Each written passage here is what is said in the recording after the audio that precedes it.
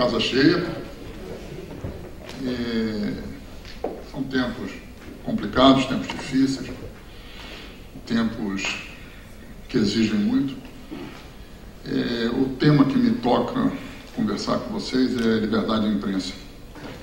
A liberdade de imprensa é algo fundamental para a democracia. Sem liberdade de imprensa não existe democracia. Mas o que é a liberdade de imprensa propriamente dita? Originariamente, a liberdade de imprensa, numa época em que não havia televisão, rádio, internet, a liberdade de imprensa era a liberdade de imprimir. Ou seja, que as pessoas, ao imprimirem suas opiniões, suas informações, seus discursos, seus pontos de vista, pudessem acessar mais amplamente. Isso vem na esteira da invenção da imprensa, Gutenberg, mas vem na esteira também, na verdade, do iluminismo, da luta contra o absolutismo, ou seja, da luta pelos direitos dos cidadãos, entende, de terem liberdade diante de um Estado que antes era o Estado onipotente, que tudo podia, que fazia, que acontecia. Então a liberdade de imprensa está extremamente associada na sua origem ao iluminismo, à luta pelos direitos humanos, à luta pelo direito do cidadão e em botar limites ao poder do Estado. Naquela época, o Estado, de modo geral, era o rei, era o imperador. Mas é isso que surge, tanto que a liberdade de imprensa é o que consta da Declaração dos Direitos do Homem da Revolução Francesa. Eu vou ler para vocês, porque é muito interessante o artigo 11 da Declaração dos Direitos do Homem e do Cidadão, aprovado na Assembleia Constituinte, na Revolução Francesa, que diz o seguinte: a livre comunicação das ideias e das opiniões é um dos mais preciosos direitos do homem. Todo cidadão pode, portanto, falar, escrever, imprimir livremente, respondendo, todavia, pelos abusos desta liberdade nos termos previstos na lei. Olha que interessante, na Declaração dos Direitos do Homem e do Cidadão, na Revolução Francesa, que tem a primeira grande afirmação sobre a liberdade de imprensa, ao mesmo tempo, nesse artigo, se mostra claramente o seguinte: não é um direito absoluto. Ele está subordinado, ou ele tem que ser sopesado, ele tem que ser balanceado com a liberdade das pessoas também. Quer dizer, então, quem imprime livremente, mas responde pelo que imprimiu. Isso é fundamental porque existe. Então, reparem como é interessante, ao mesmo tempo que afirma que a liberdade de imprensa é fundamental para o homem, ele afirma também o seguinte: mas quem imprimiu responde pelo que imprimiu. Isso é importante porque existe muita gente que fala em liberdade de imprensa como se fosse algo absoluto, no sentido de que você não responde pelo que você fez.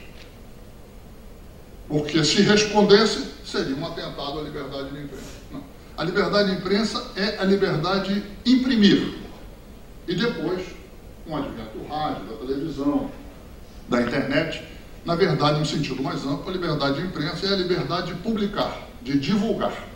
Mas você, que publica, que divulga, é responsável por aquilo que você publica, se você divulga.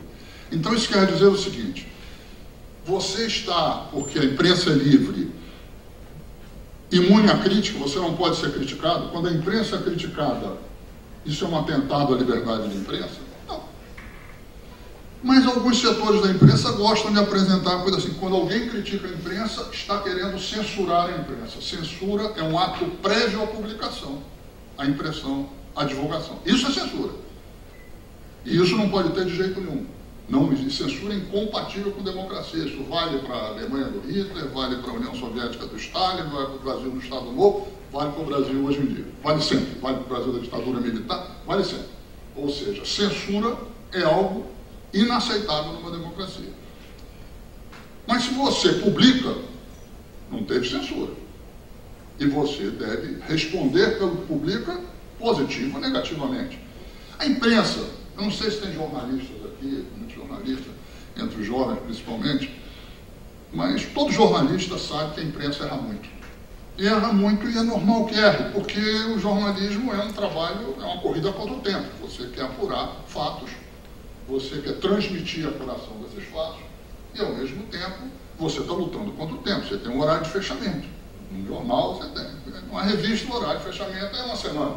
Mas no jornal é diário. E hoje em dia, com a internet, pior ainda, é quase em tempo real. Então, é uma profissão extremamente sujeita a erros. Nós, jornalistas, sabemos que erramos muito. Então, o erro não é algo que eu não admito que apontem o meu erro. Não, ao contrário. Se eu errei, eu quero que apontem o meu erro, porque isso me ajuda a ser um jornalista melhor, me aperfeiçoar. Tá. E, de um modo geral, vamos ser claros,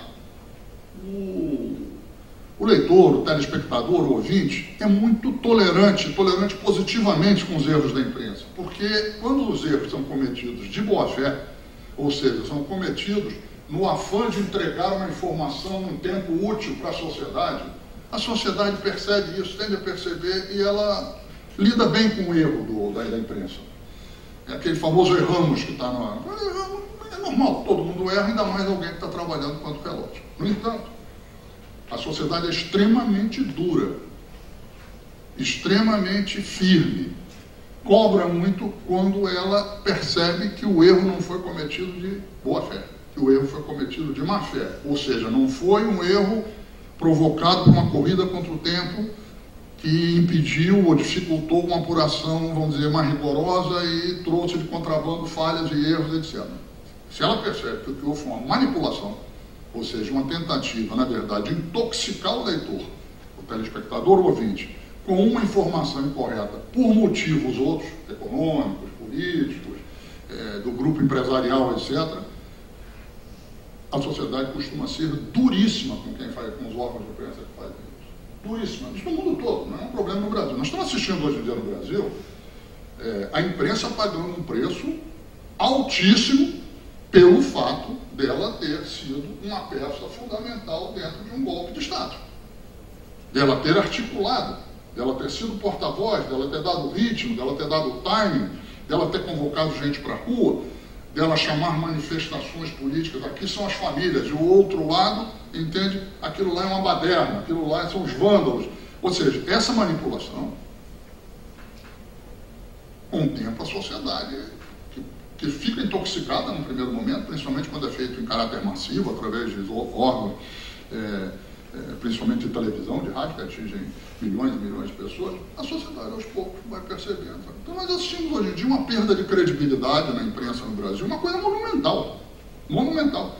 Agora, na greve dos caminhoneiros, eu fiquei impressionado com a quantidade de vídeos que eu vi de caminhoneiros, de grevistas, impedindo certas televisões de trabalhar, entende ali, dizendo: vocês mentem, vem cá, eu quero dizer o que você vai dizer. Quer dizer, isso, repara só, isso não é uma ONG que tem como missão fiscalizar a veracidade do conteúdo da imprensa. Isso não é um partido político que está fazendo. Não, são pessoas da sociedade que dizem: eu não acredito no que vocês dizem, eu parei de confiar. Ou seja, a imprensa foi atingida naquilo que é o coração, que talvez seja o patrimônio mais importante que um órgão de imprensa pode ter, que é credibilidade. Ou seja, aquilo, volto a dizer, aquilo que faz com que o leitor entenda, em princípio, que é de boa fé o erro cometido e não ache que é de má fé. Hoje em dia, no Brasil, a gente vê crescentemente milhões e milhões de pessoas que, diante dos erros da imprensa, olham e dizem: esse erro é cometido de má fé. O sinal se alterou. Então, a imprensa, quando erra, ela deve ser criticada. E mais, quando a imprensa erra e atinge direitos de uma pessoa, ou de um grupo de pessoas, ou seja, pratica calúnia, injúria, difamação, ela deve responder judicialmente por isso. E isso não tem nenhum atentado à liberdade da imprensa, porque isso não é censura, isso também é posterior à publicação. Então, é fundamental que você tenha mecanismo na sociedade, que em geral é o Poder Judiciário, ao qual você possa recorrer. Em algumas sociedades não é o Poder Judiciário, existem agências que cuidam disso. Por exemplo, Portugal tem uma agência, a Agência de Regulação de Conteúdo, que chama, que é de uma rapidez em lidar com coisas desse tipo, e é muito curioso, porque num primeiro momento os jornais recorriam à justiça, não aceitavam a decisão da agência. Na medida em que o judiciário sempre confirmava as decisões da agência, os órgãos de imprensa começaram a ver, eu estou perdendo tempo, dinheiro, advogado, etc. Então, é melhor a RC decidir alguma coisa, acho que não é a RC, é RC, decidir alguma coisa, eu já cumpro, pronto. Isso estabelece então um mecanismo que lida com rapidez, agilidade, com os erros cometidos contra a honra, né, a imagem das pessoas, a integridade das pessoas, etc. Reparem só, eu estou falando só de liberdade da imprensa. E eu queria falar de outro princípio que deve reger a comunicação social, que é tão importante quanto a liberdade da imprensa, e que já se refere a outro momento. Ele não vem lá de Gutenberg, não vem lá da Revolução Francesa, não. Ele é posterior, que é o pluralismo.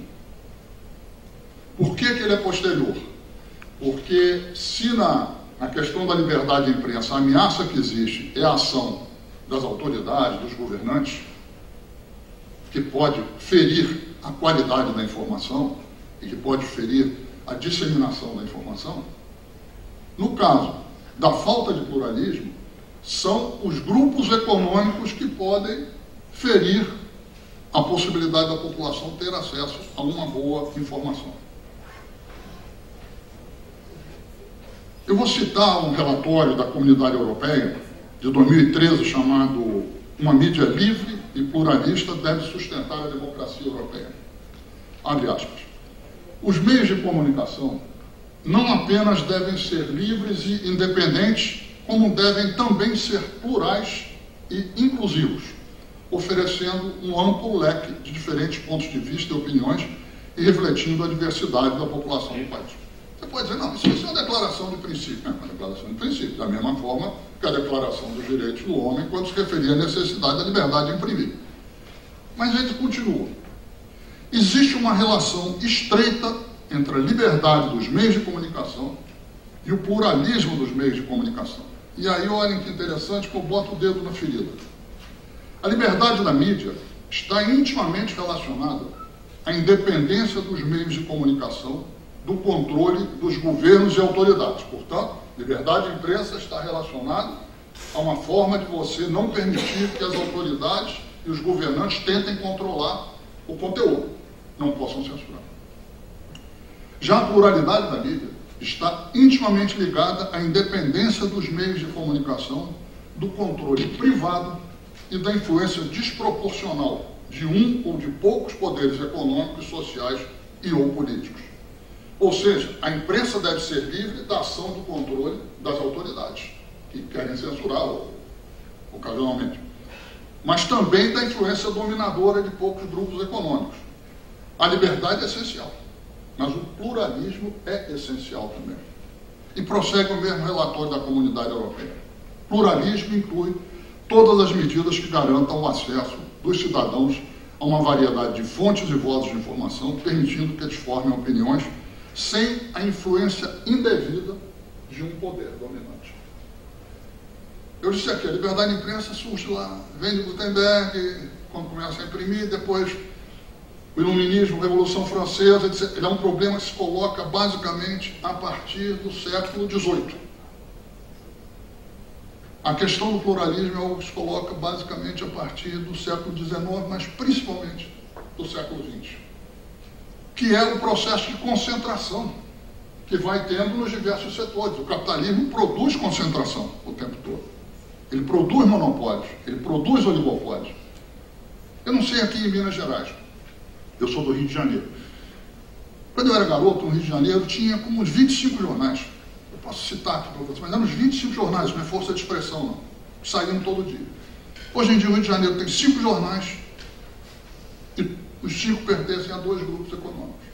Está claro o seguinte, aquilo que era, você tinha 10, 15 grupos diferentes, você tinha um pluralismo, mesmo o pluralismo era até um pouco discutido, mas você tinha pelo menos uma grande quantidade. Você tinha jornais conservadores, você tinha jornais progressistas, no caso da Última Hora, você tinha jornais ligados ao DN, você tinha jornais ligados ao Lacerda, era o caso da Tribuna de Imprensa, você tinha o Diário Carioca, a quantidade de... Você tinha os jornais como O Dia, Luta Democrática, quantidade de jornais, pode não, mas isso não é um fenômeno do Rio de Janeiro, isso é um fenômeno do mundo inteiro. vai nas principais cidades dos Estados Unidos, o jornal é basicamente uma publicação de cidade, de estado, não é nacional, de modo geral. Você vai nas principais cidades dos Estados Unidos, você tem estourando 2 jornais. Então, esse processo de concentração, ele gerou um problema novo, que é a existência de poucas vozes, aumentando, portanto, a capacidade de um ou de poucos grupos econômicos, políticos, sociais, etc., na verdade, conduzirem a formação do debate político, conduzirem a disseminação de informações e conduzirem, entende, a formação da opinião pública. Então, se tornou um grande problema. E é por isso que, no século XX, entra na agenda de todas as sociedades democráticas, da mesma forma que tinha entrado na formação dessa sociedade democrática lá atrás, a liberdade de imprensa, entra na agenda a questão do pluralismo. Isso aumenta, inclusive, porque surge não só a imprensa escrita, como surge o rádio na década de 1920, mais ou menos, e tal, e a televisão na década de 1930 e pouco, 40, que no Brasil vai surgir na década de 1950. Ou seja, já são meios de comunicação que atingem milhões, que não precisam ser comprados, você não precisa comprar, você não precisa ser assinante. Entende? É algo que amplifica, transforma profundamente a comunicação social nos principais países do mundo. Nesses países todos, a partir de 1920 e pouco, começa a ter, em todos eles, a chamada regulação da comunicação. Que é o quê? Ela quer atentar contra a liberdade de imprensa? Não. Ela quer impedir que poucos grupos controlem o processo de produção de informação, de debate público, tudo isso, e com isso controlem a formação das opiniões públicas na sociedade. Todos os países da Europa, importantes, democráticos, têm regulação. Os Estados Unidos são uma democracia. O Reino Unido é uma democracia. A Argentina é uma democracia. Portugal é uma democracia. A Espanha é uma democracia. A Comunidade Europeia é composta por países democráticos. E em todos eles há ambientes regulatórios na questão da comunicação social, em especial na comunicação social eletrônica, ou seja, na radiodifusão, rádio e televisão. E isso não significa que haja censura, porque ninguém fica dizendo o que a rádio pode falar, o que a televisão pode falar, ninguém fica dizendo isso, mas estabelece regras que essas plataformas, que esses grupos, etc., têm de cumprir. Então, em alguns países do mundo, essa regulação para impedir a formação dos oligopólios é feita de forma econômica, é o caso dos Estados Unidos. Os Estados Unidos proíbe o que eles chamam a propriedade cruzada. Ou seja, um mesmo grupo não pode ter rádio, televisão e jornal num estado. Ele pode ter ou rádio, ou televisão, ou jornal, não pode ter 2. Aqui no Brasil, como é que é? O mesmo grupo pode ter o que quiser. Pode ter tudo, e quando se fala que tem que botar limite nisso para evitar que haja manipulação, dizem que isso é tentativa de censurar. Na Europa, além disso, as principais agências reguladoras, as leis reguladoras, etc., estabelecem uma série de questões que têm que ser cumpridas pelo meio de comunicação. Vou dar um exemplo. Na França, por exemplo, a televisão, ela entrevista alguém do governo, numa reportagem, ela tem que entrevistar alguém da oposição, com o mesmo tempo. Então, dedicou 25 segundos. Ela tem que dedicar 25 segundos. Para ter o quê? A população, e com isso não está se censurando, olha só. Está se fazendo o quê? A população tem que ter acesso a pontos de vista diferentes. Entende? Por quê? Por que no caso da rádio e da televisão se vai mais longe, inclusive? Rádio e televisão são concessões do Estado. Isso é uma coisa que a gente não se dá conta no Brasil. A gente não se dá conta no Brasil. A rádio, o espaço da rádio, ou o espaço da televisão no espectro eletromagnético, não é da Rádio Confidência, não é da TV Globo, não. Isso é do Estado, é do povo brasileiro. E através do Estado, ele estabelece em regime de concessão que um determinado grupo possa ocupar aquele espaço no espectro e fazer o trabalho de comunicação. Reparem bem, o espaço no espectro eletromagnético não pertence a nenhum grupo. Ele pertence a todos nós, ele pertence ao povo brasileiro. Que através do Estado, do governo, que gera o Estado, pratica a concessão. Em todas as áreas no Brasil, onde existe concessão pública, existe regulação. Transporte urbano, transporte aéreo, transporte marítimo, gás, energia, água. Nós iremos em todos os setores da economia, onde o Estado, como poder concedente, concede a um ou a outro grupo o poder de explorar economicamente aquele serviço. E aquilo é limitado, não é todo mundo que pode, são sempre poucos grupos que poderão. Quando ele concede isso, existe ao mesmo tempo a legislação regulatória, um ambiente regulador e uma agência reguladora. Porque senão é impossível você garantir que aquilo vai cumprir a missão. Porque se você vira e diz o seguinte: a companhia tal vai fazer a exploração do transporte de ônibus em Belo Horizonte. Tem lá uma coisa, ele tem que ter ônibus de tanto em tantos minutos, os ônibus têm que ter tais características, etc. Se não cumprir aquilo, ele perde a concessão. Por quê? O Estado concedeu para que ele cumpra aquilo em determinadas condições. Não para que ele faça o que quer e ganhe dinheiro. Ele deverá ganhar dinheiro para remunerar a sua atividade, mas ele precisa cumprir um leque de condições. Isso vale em todos os setores. Só não vale num setor no Brasil: a comunicação. Comunicação social no Brasil não tem regulação. Ou seja, eu pergunto, por que eu, poder concedente Estado, concedi a você o direito de explorar uma rádio e não concedi a você? Tem que ter uma explicação para isso. Concedi a você. Quais são as obrigações que você tem que cumprir? O que você pode e deve fazer? E o que você não pode fazer? Isso não está claro. Você faz o que você quer. E eu não explico à sociedade que foi para você e não para você que foi concedido a exploração desse serviço. Ou seja, então é uma coisa, por que isso acontece? Eu acho que essa que é a pergunta que é importante. Por que isso acontece? Por que uma coisa que é tão absurda acontece? Porque isso foi naturalizado. A naturalização é talvez um dos fenômenos ideológicos mais complexos que existe numa sociedade. É ela quem faz que o absurdo, que a opressão, que o que não devia ser, seja aceito. A naturalização, ela faz com que quem é oprimido aceite mais naturalmente a opressão. E ela faz com que quem seja opressor não se sinta envergonhado, mas se sinta legitimado para oprimir. Por exemplo, o racismo. Se você não naturalizar na sociedade a ideia de que o negro ou o índio são inferiores ao branco, o negro e o índio não vão aceitar o racismo, sem se surgir fortemente contra isso. E o branco que tiver um comportamento racista não será racista tão facilmente. É preciso que, através de décadas, séculos, ir passando a ideia de que aquilo tem uma justificativa. Outro exemplo. A ideia de que a mulher é inferior ao homem e deve se subordinar ao homem. Ela também tem que ser legitimada. O homem ganha mais do que a mulher.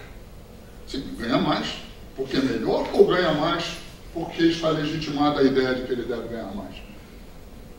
A mulher ganha menos porque ela é menos do que o homem, ou porque em geral quem cuida das crianças é ela e ela tem menos tempo? Então tem uma série de coisas. Reparem só, a legitimação da ideia de que tudo bem, não, mas o homem tem que estar numa posição superior, isso é legitimado por um discurso que vem de décadas e de séculos. O nordestino no Brasil, a ideia de que o nordestino é um povo sem energia, sem vontade, que se acomoda, que está lá, o que der para ele está bom, porque o que ele quer é uma esmolazinha. Isso é um discurso para naturalizar que não haja políticas públicas, investimentos no Nordeste, para legitimar a ideia de que você pode concentrar em outros estados, por exemplo, em São Paulo, os investimentos públicos em saúde, educação, em segurança, numa série de áreas. Então, a questão da naturalização, eu estou me estendendo um pouco, porque ela é crucial para a gente ver a sociedade aceitando, sem grande luta, sem grande resistência, um absurdo. No caso das concessões nos meios de comunicação eletrônica, rádio, difusão, eles passam a ideia de que, na verdade, aquilo é da Globo, é da Rádio Independência, aquele espectro, eles passam essa ideia, eles naturalizam aquilo. Quando isso não tem nada a ver de ser do Estado. E como é do Estado, da sociedade, tem que ter obrigações a cumprir. Que não tem nada a ver com censura, porque ninguém vai lá dizer o que pode ou o que não pode publicar. São obrigações que tem a cumprir. Agora, sempre que se levanta a discussão sobre a necessidade de regulação, o que acontece? Estão querendo atacar a liberdade de imprensa. Eles vão pegar o outro lado. Por quê? Eles estão querendo manter a liberdade dos grandes grupos de impedir a entrada de outros grupos, de outras plataformas na comunicação social. Eles querem manter uma situação de oligopólio, de monopólio. O Brasil necessita desesperadamente da regulação dos meios eletrônicos de comunicação social. Por razões muito simples. O Código Geral de Telecomunicações, que finge reger a radiodifusão no Brasil, ele é de 1962, ou seja, são 56 anos. Naquela época, a televisão ainda não era o principal meio de comunicação, ainda era o rádio, embora ela já ganhava espaço, mas você não tinha satélite, você não tinha rede nacional, você não tinha TV a cores. Sabe quantos aparelhos de televisão existiam no Brasil em 1962? 2 milhões. 2 milhões. Ou seja, havia muito mais televizinho no Brasil, que era como se chamava quem assistia televisão na casa do vizinho, havia muito mais televizinho do que televisão no Brasil. Então, nós tínhamos uma população na época, acho que de 60 a 70 milhões, e tinham 2 milhões de televisão. Então, evidente que de lá para cá, as comunicações passaram por transformações extraordinárias no mundo inteiro e no Brasil. Esse Código Geral de Telecomunicações é incapaz de lidar com essas questões. Então, o nosso código é inteiramente atrasado. Segundo, na Constituição de 88 foram aprovados uma série de princípios relativos à comunicação que, de um modo geral, são princípios muito positivos, muito bons. Todos eles continuam na gaveta até hoje. Eles não foram objetos de leis que regulassem isso, que digam como é que faz. É um princípio. Então, por exemplo, está lá um princípio que diz o seguinte, textualmente, a comunicação social não pode ser objeto de monopólio, da ação de monopólios ou oligopólios. O que ele está dizendo? Tem que ter pluralidade. Mas como é que você aplica isso? Não tem uma lei. O Congresso não vota a lei.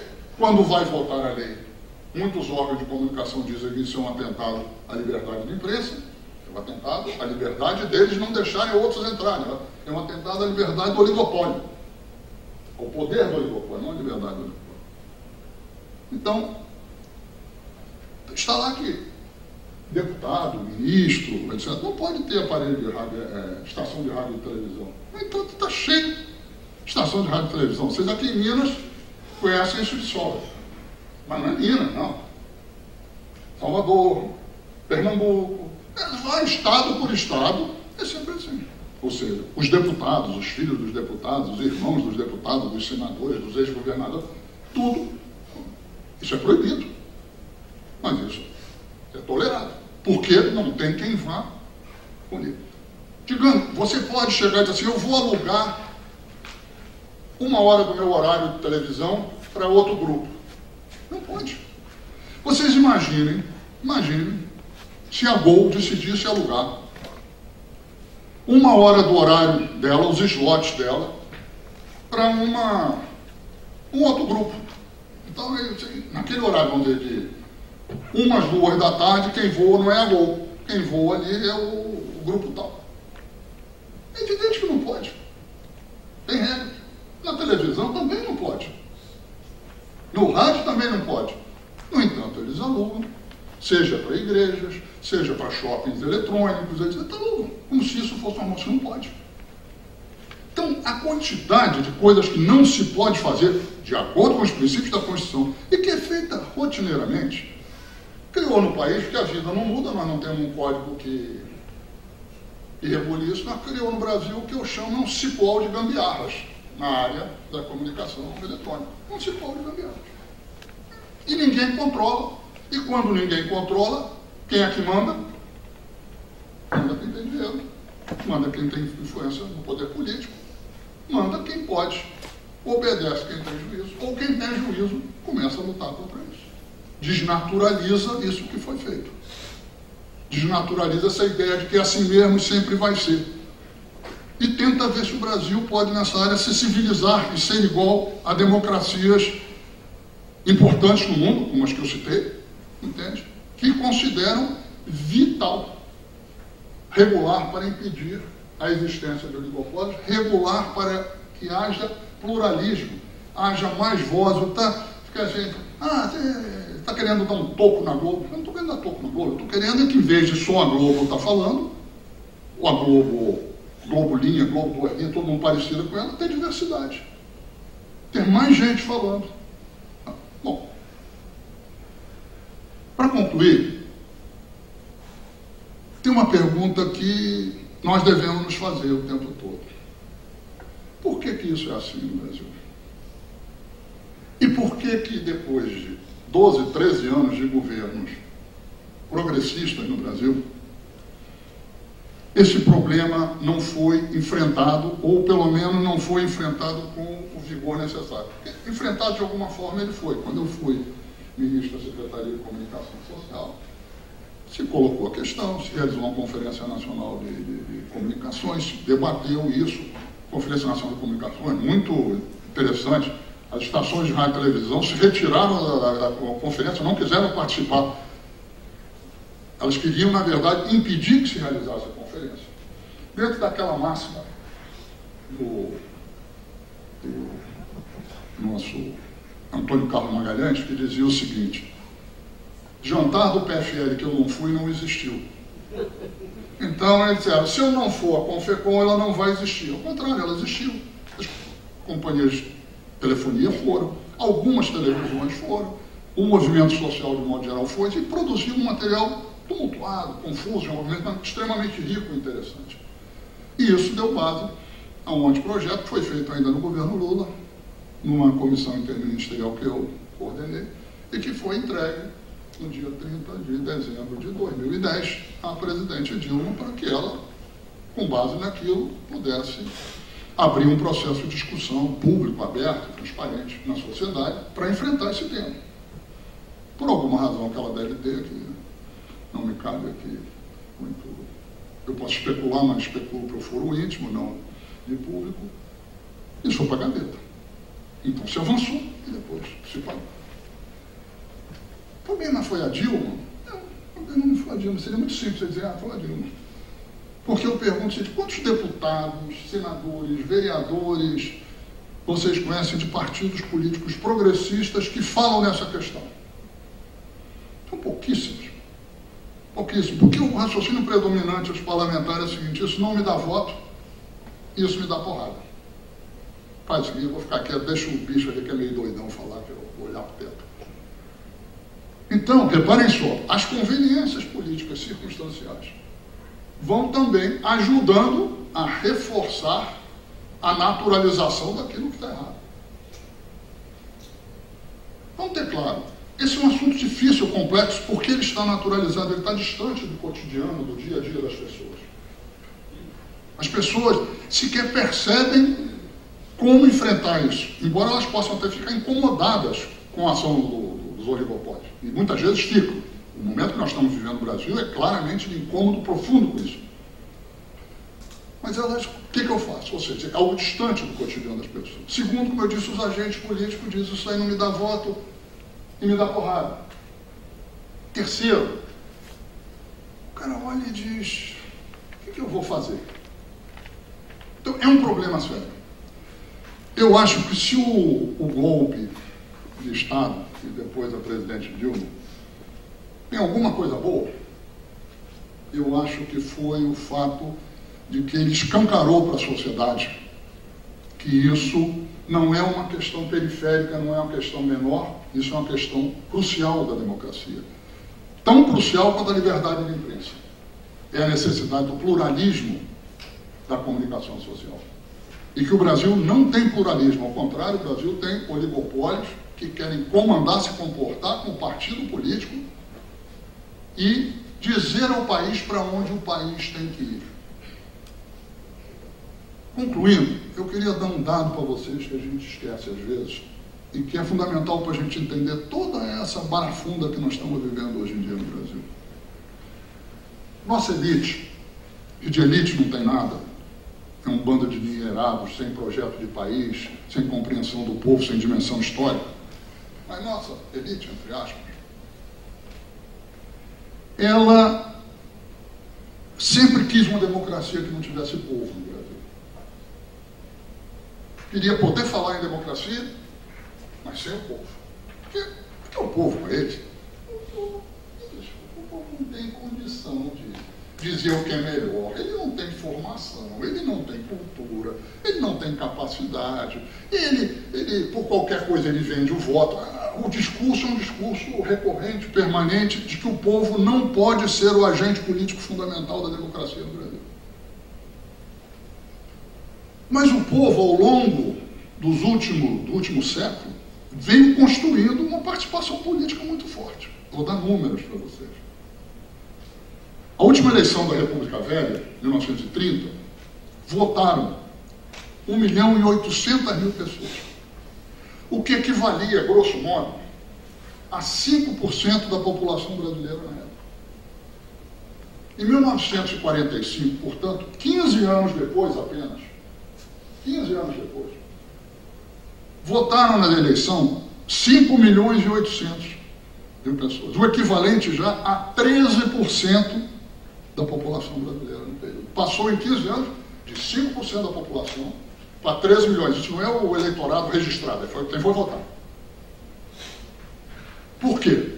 Tem o voto da mulher, que conquistou o voto durante esse período de 30 a 45, mas não dobrou, mais que dobrou, só por causa do voto da mulher, porque muitas mulheres ainda não se alistaram, isso é um processo. Mas também por quê? Porque o trabalhador descobriu que ele precisava votar, participar do processo político para defender seus interesses, seus direitos. Na eleição de Jânio Quadros, em 1960, participam da eleição o equivalente a 17% da população. Um avanço substancial, mas você poderia dizer, mas devia ter acelerado mais.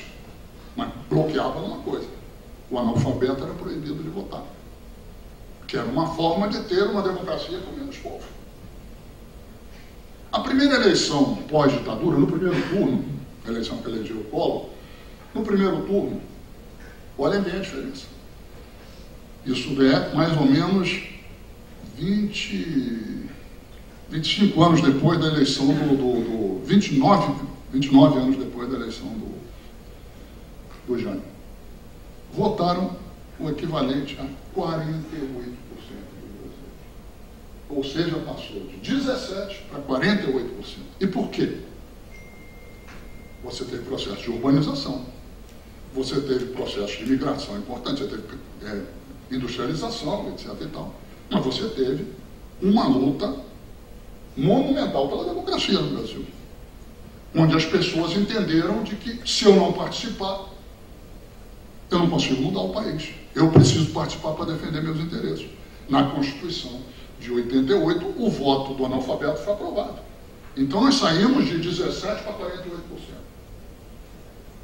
Na eleição do Lula e na eleição da Dilma no primeiro turno, votaram o equivalente a 57%, 56% da população brasileira. Então, o que isso quer dizer? quer dizer o seguinte: apesar de todo o esforço das nossas elites, entre aspas, que tivessem uma democracia assim, o povo ganhou deles nessa disputa, foi desenvolvendo sua consciência e disse: eu quero e eu vou participar da vida política. E criou um problema para eles, que é o seguinte: como é que ganha uma eleição num país da injustiça social do Brasil, da exclusão social no Brasil, se eu não lidar com as questões que interessam às multidões? Fernando Henrique ganhou em 94 e 98 porque ele lidou com a questão que interessava às multidões naquele momento, que era o fim da inflação. E o PT não foi competente para perceber isso. Mas depois disso, 4 eleições seguidas, 4 eleições onde quem ganha é quem faz inclusão social, quem aumenta salário, quem aumenta emprego, quem inclui, quem dá oportunidade, quem dá cota, ou seja, veio um outro Brasil. Eles podem disputar e ganhar a eleição dizendo o seguinte: eu quero acabar com a Previdência, eu quero acabar com a CLT, eu quero fazer, eu quero voltar. Eles não ganham eleição assim. Ao mesmo tempo, eles podem acabar com a eleição, dizendo: não vai mais ter eleição no Brasil. Do jeito que as coisas estão, nada me surpreende que eles queiram isso, mas eu vou dizer o seguinte: não se governa um país de 200 e poucos milhões de habitantes, da complexidade, da magnitude, da diversidade do Brasil, da riqueza econômica, do peso geopolítico no mundo, sem democracia. Não se governa. Terem um super golpe, golpe dentro do golpe, é para durar meses ou um pouquinho de ano, e só se afundarem mais. Eles poderiam ter olhado e ter dito: eu acho que as inclusões sociais, os avanços dos últimos tempos, etc., vieram para ficar. E disputar daqui para frente. Se tivessem feito isso, hoje em dia estariam disputando as eleições, talvez com condições de vitória. Mas o que eles fizeram? Eles quiseram assim: não, eu quero austeridade. Eu quero voltar atrás. Eu quero tirar os direitos. Reparem só, o golpe de 64, ele foi dado contra expectativas de mudança crescentes no país. O país queria mudar, queria reformas. O golpe de 2016, ele não foi dado contra expectativas de mudança. Ele foi dado contra experiências de mudança. O país experimentou mudar e viu que, mudando, incluindo o povo, ele era um país mais rico, mais forte, mais respeitado no mundo, com mais futuro. Porque a essência, eu volto à questão da naturalização e concluo, a essência da naturalização no Brasil é de que, da naturalização da opressão, é de que o povo pobre não cabe no Brasil. É mais ou menos como se eles dissessem o seguinte: eu até queria fazer algo pelos pobres. Até acho que era bom se a gente pudesse fazer. Mas não dá. Eu tenho que decidir o que eu posso fazer. Eu posso governar para 1/3 da população. Para todo mundo não dá. Ou seja, o pobre, o povo, não cabe no orçamento, não cabe nas políticas públicas, não cabe no país. Governo para 1/3 e 2/3 vai se virar. Depois reclamam quando o povo brasileiro, eles diziam que tinha complexo vira-lata. O vira-lata na rua porque ele não recebeu comida. Entende? O povo brasileiro ia se virar e virava vira-lata. Por quê? Porque ele não tinha oportunidade. A distinção básica entre esquerda e direita, uma pataquada que diz: esse negócio de esquerda e direita, isso é coisa do passado, isso é uma grande bobagem. Continua existindo esquerda e continua existindo direita. A diferença básica entre direita e esquerda consiste no seguinte: a direita diz que o pobre merece ser pobre. O pobre é pobre porque ele não tem condição de ser algo diferente.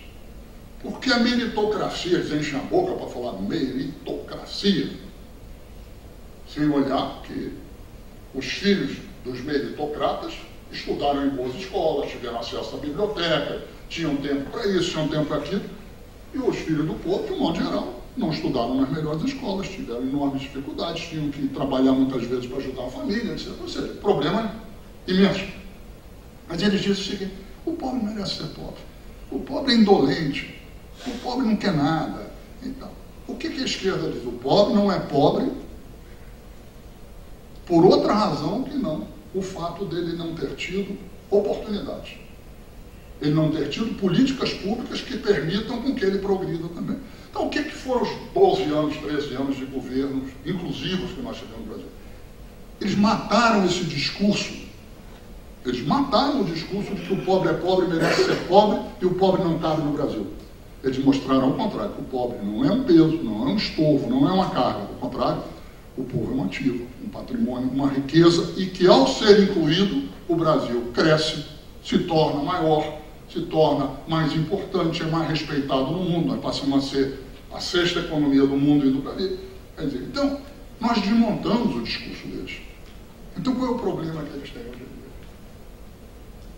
Eles não têm mais um discurso que eles possam enfrentar, ainda mais depois de 2 anos do discurso deles levado à prática, que é o discurso da austeridade, e arrasar o Brasil. O que eles vão falar?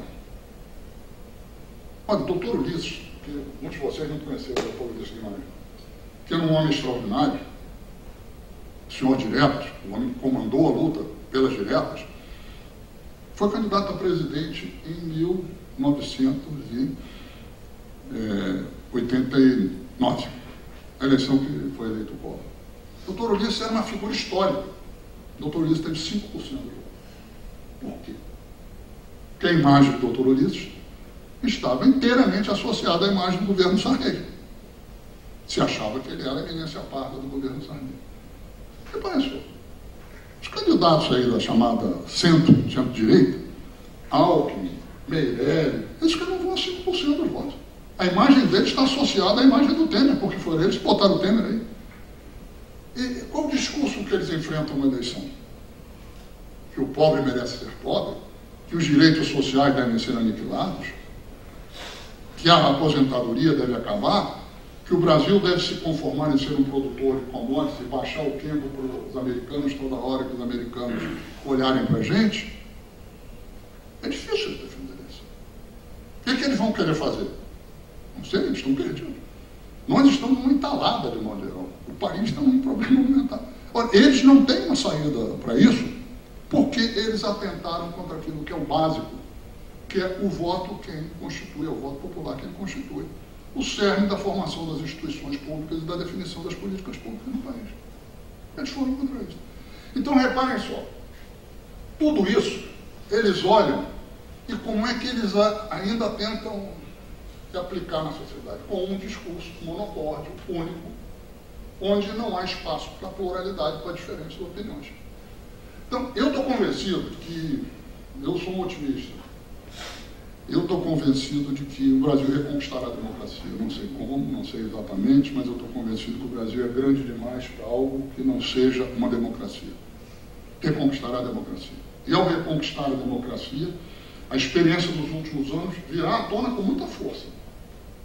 E uma coisa que entrará na agenda do país é a combinação entre liberdade de imprensa, que deve ser defendida a qualquer preço e sempre, e pluralismo nos meios de comunicação.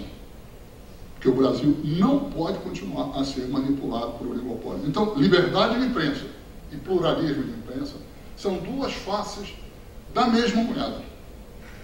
A moeda que permite com que os cidadãos e as cidadãs de um país, de uma sociedade, sejam informados através de fontes variadas, vozes variadas, tenham acesso a múltiplas fontes de informação, para que eles formem suas opiniões e tomem as decisões para o país que achem mais convenientes diante e dentro de um ambiente plural. Obrigado. Ô Franklin, estou me sentindo numa missão bem difícil também, aqui, falar depois de você, substituindo duas pessoas que não puderam vir e que são brilhantes. Uma delas é o Guilherme Canella, é um cara que dedicou a vida dele para um trabalho importantíssimo, exatamente nessa linha que você defende, que é o direito à comunicação. Não é? Ele participou de uma grande agência que trabalha com esse intuito, começou trabalhando, enfocando mais questão da criança e do adolescente, e faz radiografias das coberturas de imprensa para depois mostrar as falhas, enfim, sempre embasado. nas questões teóricas relativas à importância mesmo da comunicação, como que ela enfrenta. Enfim, não vai me trair agora esse computador aqui, mas na verdade é o seguinte, ó, eu só queria dizer, primeiro, que eu concordo absolutamente pelo que você disse. Eu tenho 25 anos de docência, depois de ter sido repórter, então, né, minha jornada também, minha caminhada é longa, e o campo de trabalho que eu me dediquei, e isso eu acho que é uma coisa interessante que a gente tem na universidade, que eu espero que não seja cerceado, eu acho que vocês vão falar disso, é liberdade de escolha, de alguma maneira. Eu pude me dedicar para esse lado aí, da formação de opinião por meio, enfim, dos meios de comunicação, que são os principais formadores de opinião, junto com família, etc, etc. Mas, então, me dediquei para isso, crítica de mídia. Queria só fazer um parêntese que eu lamento muito que no currículo que foi transformado, foi atualizado, o currículo do curso de jornalismo lá da UFOP foi retirado, crítica de mídia e ética. Enfim, só um registro. Mas aí, quando você fala, né, dessa questão da importância de você ver a liberdade de imprensa junto com o pluralismo informativo, aí é que eu trago um conceito do direito à comunicação como uma nova utopia social e que realmente, exatamente o que você está falando, ele agrega uma quantidade assim de prerrogativas que tem a ver com liberdade de expressão, ausência de censura.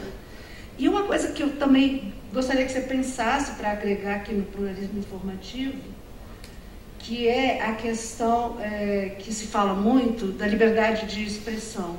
E se confunde absolutamente todo esse sistema importante no âmbito do direito, da ética, que liberdade de expressão eu posso dizer tudo que eu quiser dizer. E da maneira que eu quiser, do jeito que eu quiser. Essa bagunça toda aqui, que como que os meios de comunicação, digamos, de referência atuam dessa maneira. E não, porque o direito à comunicação, ele coloca esses direitos, liberdades e deveres que estão um regulando o outro, um deixando, mudando o comportamento. Então, se eu, exercendo minha liberdade de expressão, eu digo alguma coisa que não é verdade, ou faço calúnia, seja lá o que for, ou eu minto, fake news, seja lá o que for, o que eu estou fazendo? Eu estou desrespeitando outros direitos que fazem parte desse mesmo conjunto, não é? Que é, por exemplo, o direito à honra, direito à intimidade. E o direito de receber e difundir informações verdadeiras, né? Que esses códigos todos já consagraram, a nossa própria Constituição consagra, mas infelizmente ela sempre foi, nesse ponto, ela foi bastante omissa, mas não criou decentemente um conselho de comunicação que seria dentro do governo uma instância que congregasse sociedade civil, todos os atores implicados nesse processo comunicativo, na questão da regulação mesmo, na questão das concessões públicas, não é? Que esse desrespeito e essa naturalização, eu fico dizendo para os meus alunos, gente, a mesma coisa que ônibus, vocês precisam pagar R$10 para ir de Mariana para Ouro Preto e para ir para a sua república ou para lá e para cá. E é um absurdo, é uma concessão pública, o estudante tinha que ter passe gratuito, enfim. Né? E aí o empresário não só trata isso com pouquíssima qualidade, lá, por exemplo, o direito que o cidadão de terceira idade tem de utilizar é um em cada ônibus. Então, chegou o segundo, cai fora, bota para a rua. E é dessa maneira, então, que as coisas acontecem. Mas eu queria agregar, entre as causas também dessa naturalização, utilizando a sua expressão, que eu concordo, é porque também tem uma questão semântica que é muito utilizada dentro do processo comunicativo, uma guerra semântica, para que a informação seja enquadrada de uma forma que convém a quem está transmitindo. Né? E a gente sabe que nós temos a Rede Globo, por exemplo, a gente está cansada de falar, mas é a única que é do Oiapoque ao Chuí que fala a mesma língua. Né? As pessoas assistem o Jornal Nacional em qualquer lugar desse país, né? Nos navios, por aí. os caminhoneiros, as pessoas assistem o Jornal Nacional, se informam por aí, né?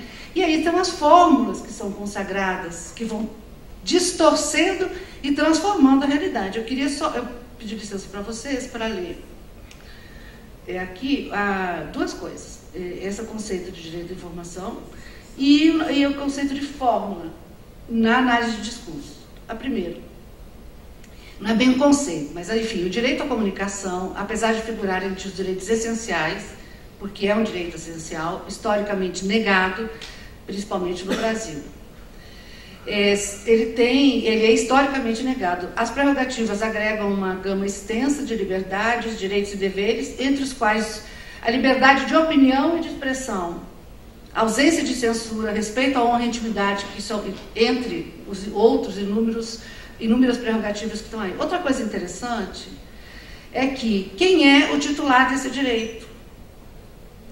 É interessante porque o sujeito é universal, são todas as pessoas. Inclusive, em alguns códigos que se referem, por exemplo, a criança, adolescente, essas palavras que iniciam lá, né, na Revolução Francesa, na Declaração dos Direitos Humanos, depois das Nações Unidas de 40 e poucos, né, e que se repete na nossa Constituição, elas vêm sendo aperfeiçoadas, né, e consagradas.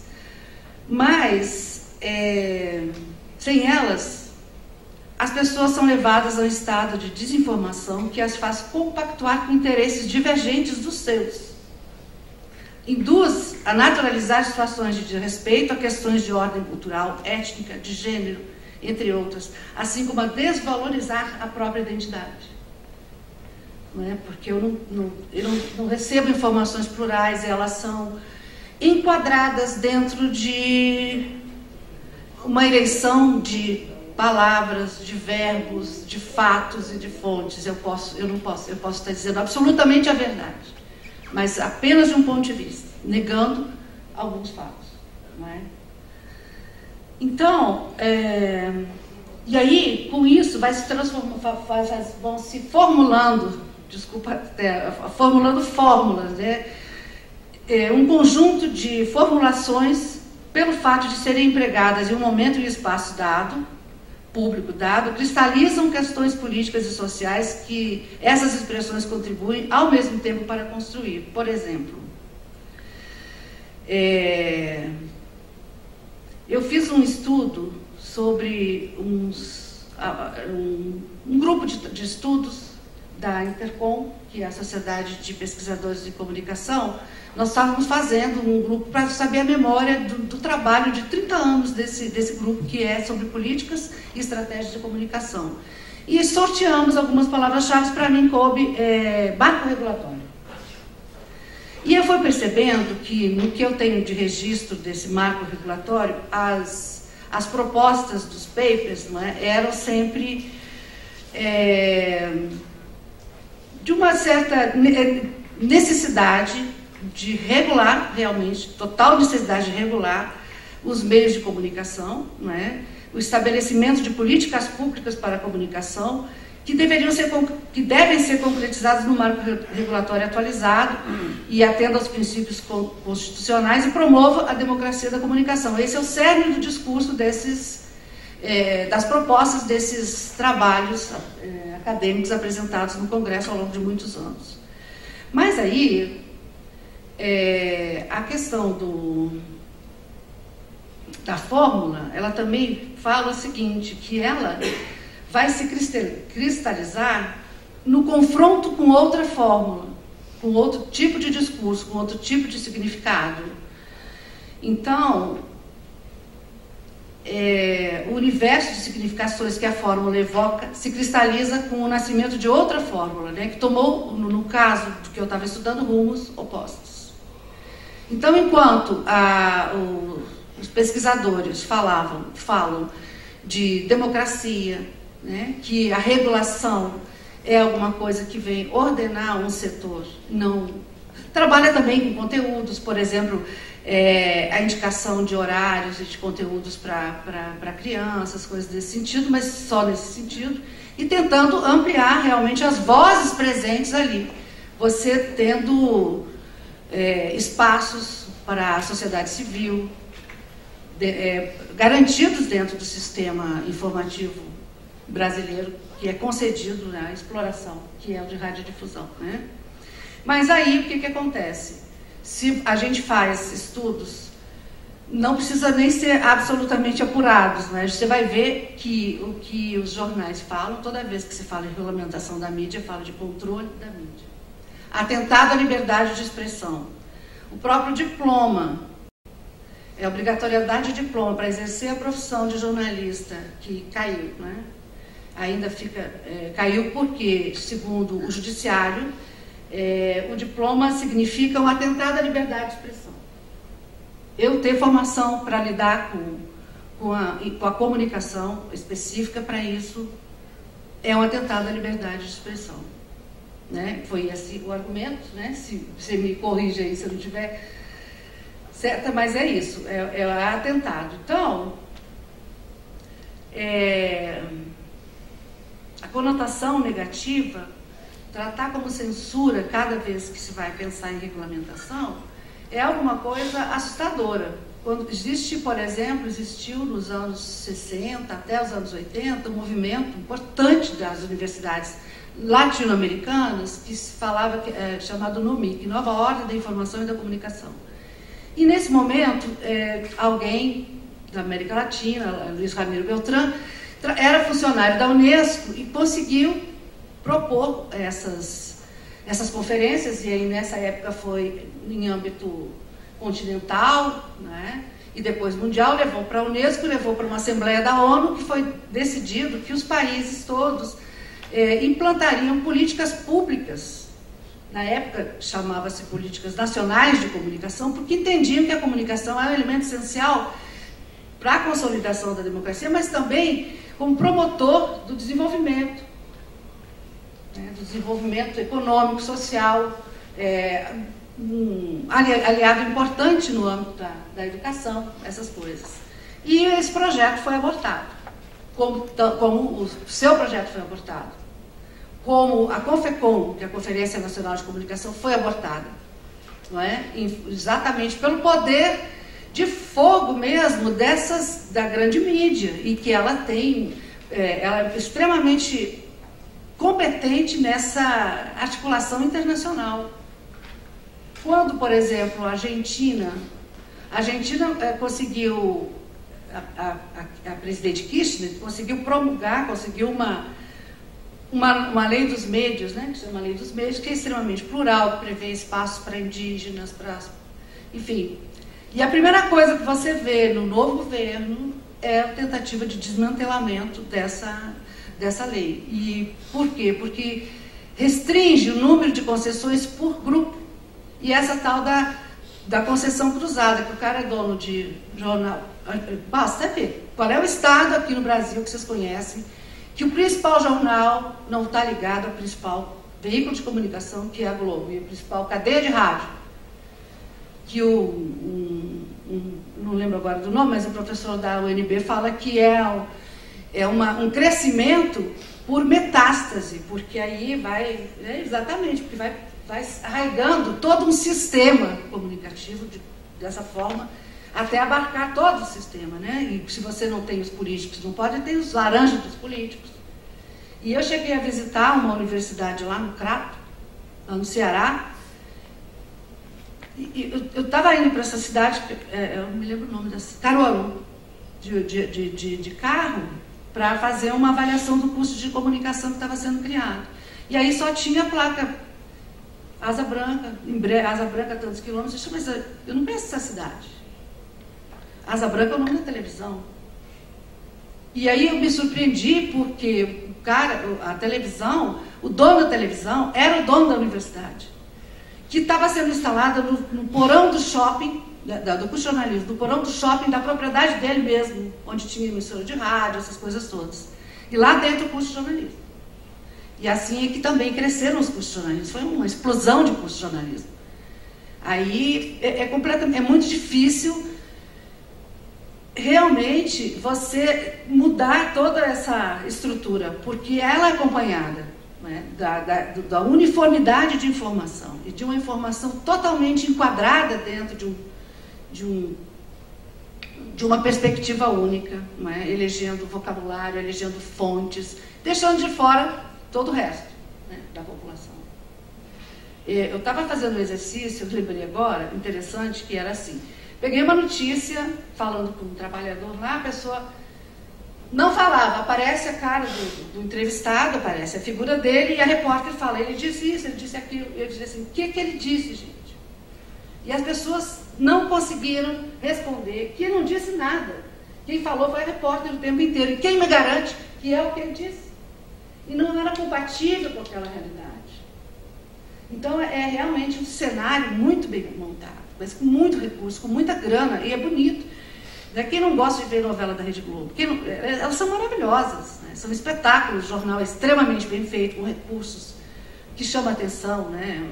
Uma coisa... E isso, então, o que acontece? Isso gera, o que você está falando, esse desequilíbrio informativo. Porque se todas as pessoas, isso já consagrado nesses tratados internacionais, se todos os cidadãos têm direito a receber e difundir informações verdadeiras por quaisquer meios disponíveis, não é o que acontece. E aí o pluralismo informativo estaria garantido. Não é? Mas, assim, cada tentativa de regulação, ou ela é abortada, ou ela é depois desconstruída. Então, na Argentina, o grande problema do Clarim, eu acho que é o maior conglomerado de comunicação de lá, é porque ele tinha mais de 300 concessões. E a ideia era limitar para 30, mais ou menos. E aí, ainda com 5 anos para adaptação do sistema. Não é? E com isso, eu sei que, eu vejo pelo noticiário que tem uma pesquisa que é Brasil e Argentina, na questão das políticas públicas de comunicação, como que os jornais tratam, e dá para ver que os mesmos atores que estavam lá contra a promulgação dessa norma, um deles era o Macri. E hoje é presidente, e o primeiro ato dele foi tentar derrubar esse artigo que limita o número de concessões do Clarim, por exemplo, de qualquer meio de comunicação. Só que lá ele não conseguiu. Porque lá tem um judiciário com caráter, sabe, ético. Já estava decidido dessa instância, então não conseguiu. Não sei que tramóia vai ser feito para desconstruir, mas de alguma maneira a gente vê que nossas instâncias também precisam, sabe, ter esse entendimento, e é que elas estão aliadas, né? Eu não sei nem se tem algum ministro supremo que é dono de televisão, daqui a pouco vai ser. Se não tem, é sócio de alguma maneira. E são, na verdade, hoje são personagens. É gente, né, de espetáculo, eles são celebridades. Enfim, aí eu saí um pouquinho do assunto. Mas então era isso, era simplesmente para o que eu teria a dizer aqui, acrescentar o que você falou, que são questões importantes que a gente vem estudando, a academia vem se dedicando a esse campo novo de pesquisa da comunicação, que é a teoria do agendamento, framing, enquadramento, não é? E na análise de discurso, que se estuda a hierarquia de vozes dentro das notícias, né? Primeiro elemento, primeira voz do noticiário. Quem é a primeira voz do noticiário? Segundo os teóricos, a primeira voz é aquela que já tem autoridade, ela já está consagrada para falar, o jornal. A Globo falou, pronto. Né? Saiu no Estado de Minas, manchete Estado de Minas. Então, o jornal é a primeira voz, a mais importante. O segundo é o repórter. Porque ele é que vai eleger todo um campo semântico para se comunicar, vai eleger os fatos que ele vai privilegiar e aqueles que ele vai deixar para lá. E por último, a fonte, que na verdade o poder da fonte, se ela não está confundida, se ela não é o mesmo elemento da primeira voz, porque a fonte pode ser a mesma, aí ela também tem um poder reduzido, porque eu escolho a fonte que eu quero entrevistar. E eu vou escolher de escrever, de construir a matéria dentro do que ela falou que eu quero. Porque tem a coisa da edição, que hoje todo mundo sabe editar, né? Enfim, é por aí. Então, Espero ter contribuído um pouco, só mostrando da nossa preocupação, né, e dizer que sem realmente um marco regulatório, sem a construção de políticas públicas, eu acho que a nossa saída dessa situação vai ser a espera vai ser muito longa.